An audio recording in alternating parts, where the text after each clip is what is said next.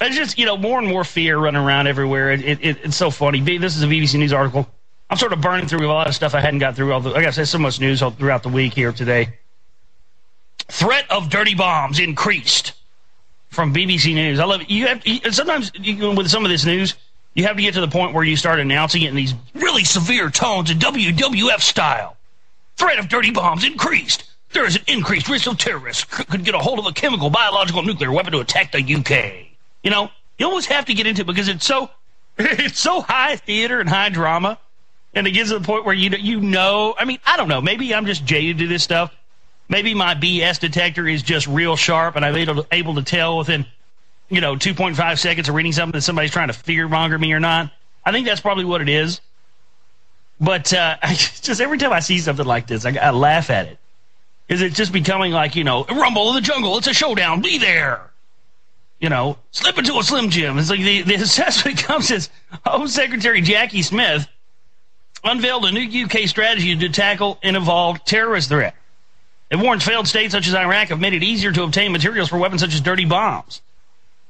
Ms. Smith said the threat is severe, meaning attack is highly likely and could happen without warning. The BBC's Home Office correspondent Daniel Sanford said chemical, biological, radiological, and nuclear weapons have always been something Al-Qaeda have aspired to, but the report warns they are now within terrorist grasp. There is concern now among officials in the Home Office that the chances of them getting hold of this material have increased in a world of failed states, in a world of easy availability of radiological materials, in hospitals, and in a world of greatly increased smuggling of these kinds of materials. Or like a tagline for a movie almost. It's like, because it's a fear, fear, fear. Be scared over here, be scared over there. If we can't get you scared from this economy, well, then we're going to throw boogeyman Al-Qaeda back in your face. It's like a man for all seasons. It's like a threat for all seasons. We got a threat for everybody. We're going to custom tailor a threat for each and every man, woman, and child on the face of this planet. If we can't scare the sheep with Al-Qaeda and the monetary system, we'll start scaring the people that are already awake with the phony, with the shadowy enemy of the Illuminati, and tell them that the Illuminati blood-drinking Masons are under their bed. But we'll never tell them who these people are.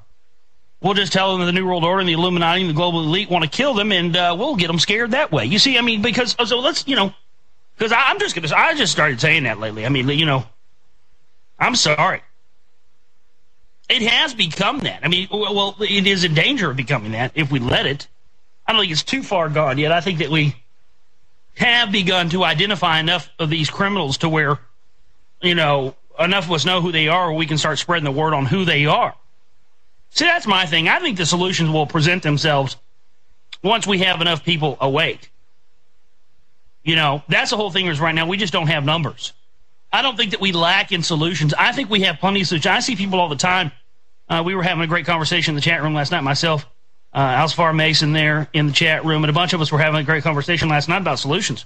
And none of us disagreed on what those solutions are at all. But the one thing that we did agree on after talking about all these solutions was the fact that we just don't have enough people right now to bring forward with those solutions, and that's just a reality of it. It's not, and I loved how we were able to talk about that, and we were able to come to the conclusion and say, yes, these are things that we need to do, but right now we don't have numbers, so we need to still be getting out there and waking people up. And nobody disagreed and said, oh, that's a negative attitude. And I see people try to do that. I'm saying, well, why is it a negative attitude to be realistic? I see great solutions all the time. What I don't see is enough numbers to execute on those solutions. Because as it stands right now, I mean, you took the limited amount of number of people that we have that are awake to this information and got them out there trying to execute on some of these solutions, folks, they'd have us wiped out in one fell swoop.